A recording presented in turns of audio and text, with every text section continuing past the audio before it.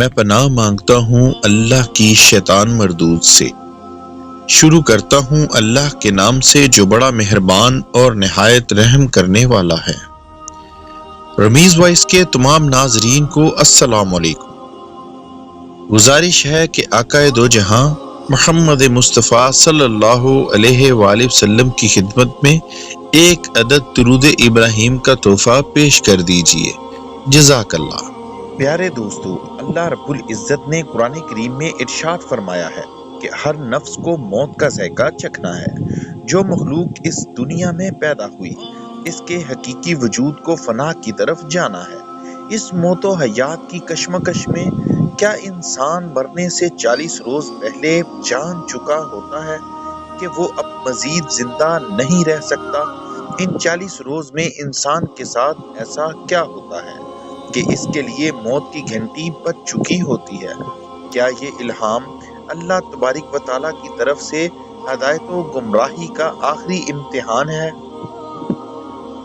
اس صورت میں انسان کو کیا کرنا چاہیے اور اس مرنے والے کے عزیز و اقارب کو اس کے ساتھ کیسا سلوک کرنا چاہیے؟ یہی کچھ ہم آج کی اس ویڈیو میں جانیں گے۔ ناظرین محترم، اس ویڈیو کو سکپ کیے بغیر آخر تک ضرور دیکھیے گا۔ یقیناً یہ ویڈیو ہر ذی روح کے لیے انتہائی مفید و فائدہ مند ثابت ہوگی۔ اگر آپ ہمارے چینل پر نئے ہیں تو ہمارے چینل کو سبسکرائب کر دیں اور ساتھ ہی موجود بیل کے بٹن پر کلک بھی کر دیں تاکہ ہماری ہر آنے والی نئی ویڈیو آپ تک بر وقت پہنچ سکیں۔ شکریہ۔ پیارے دوستو، اللہ پاک نے جن و انس کو اپنی عبادت کے لیے پیدا فرمایا اور وہی موت و حیات پر قادر ہے۔ وہ خدا اگر چاہے تو کسی کو ہزاروں سال کی زندگی بخش دے اور اگر وہ چاہے تو ماں کے پیٹ میں ہی سانسوں کی ڈور کاٹ دے۔ ہم کہہ سکتے ہیں کہ ہم نے سنا ہے کہ کئی ایسی قومیں بھی گزری ہیں جن کی زندگیاں کئی ہزار سال کی ہوتی تھی، لیکن پیارے دوستو، لمبی زندگی کسی آزمائش سے کم نہیں۔ ہم جو پل پل گزار رہے ہیں اس کی سزا اور جزا کا ایک دن معین ہے۔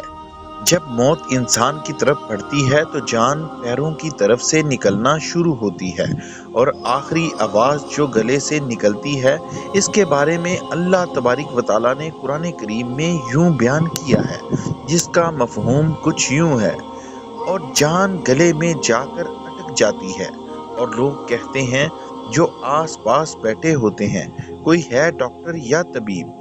کیا ہے کوئی جو اسے اس کیفیت سے بچا سکتا ہو؟ تو اللہ تعالیٰ فرماتا ہے کہ آدمی جان لے کہ اس کی جدائی کا وقت ہے اور دنیا سے کنارہ کرنے کا وقت آ چکا ہے۔ ایک دوسری جانب اللہ تبارک و تعالیٰ نے فرمایا، اور یہ دنیا کی زندگی تو صرف کھیل اور تماشا ہے اور ہمیشہ کی زندگی کا مقام تو آخرت کا گھر ہے۔ کاش یہ لوگ سمجھتے۔ ناظرین محترم، موت برحق ہے اور اس کا ذائقہ ہر ذی روح کو چکھنا ہے، چاہے سقراط ہو، شداب ہو یا پھر فرعون۔ موت نے بڑے بڑوں کو نیند کی آغوش میں سلا دیا۔ یہ کب وقوع پذیر ہوتی ہے اس کے بارے میں ہر انسان لا علم ہے، لیکن کہا جاتا ہے تقریباً 88% لوگ مرنے سے 40 دن پہلے کچھ نشانیاں دیکھ لیتے ہیں۔ کچھ عرصہ پہلے ماہرین نے موت سے پہلے ظاہر ہونے والی کچھ نشانیوں سے متعلق ریسرچ شروع کی۔ اس میں ایک بات منظر عام پر آئی کہ موت سے قبل عام طور پر موت کا شکار ہونے والا شخص کو اکثر مختلف قسم کی آوازیں سنائی دیتی ہیں۔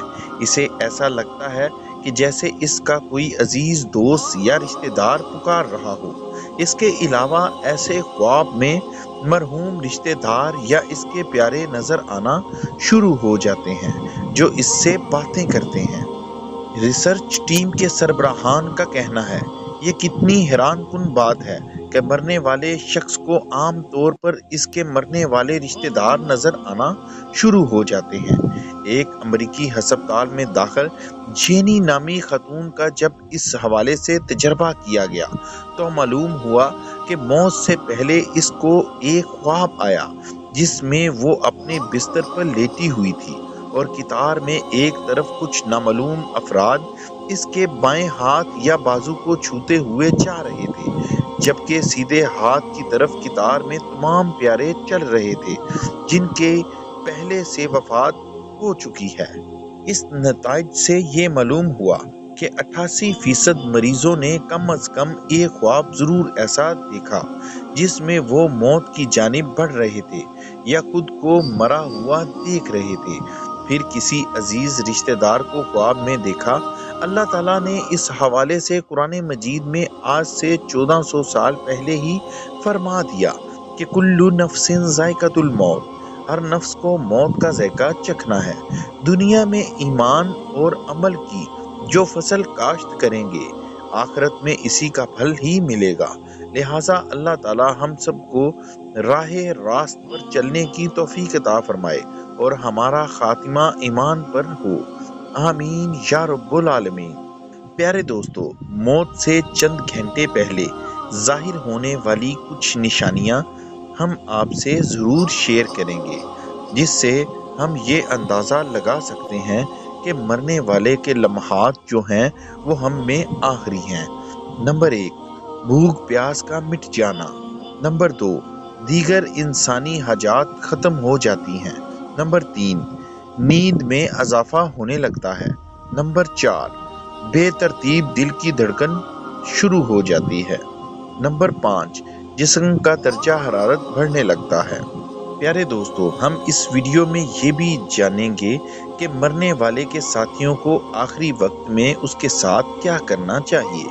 किसी भी शख्स की मौत से चंद घंटे कबल इसके अज़ाब बंद होना शुरू हो जाते हैं और इसका जिस्म काम करना बंद कर देता है। ऐसे में इनके प्यारों को इनके पास रहने की ज़रूरत है। मरने वाले को जिस हद तक आराम दे सकते हैं उनको आराम दें। इसके करीब बैठकर ना रोएं, क्योंकि मरने वाला आपको सुन रहा होता है। ऐसा करने से मरने वाले को तकलीफ होती है। और अगर मरने वाला मुसलमान है तो इसके सरहाने कुरान पाक की तिलावत करें या कलमा तैयबा का विर्द करें। ऐसे मौके पर मरीज के साथ हरगिज ज़बरदस्ती मत करें। आम तौर पर लोग कलमा पढ़ाने की कोशिश शुरू कर देते हैं, ऐसा हरगिज मत करें।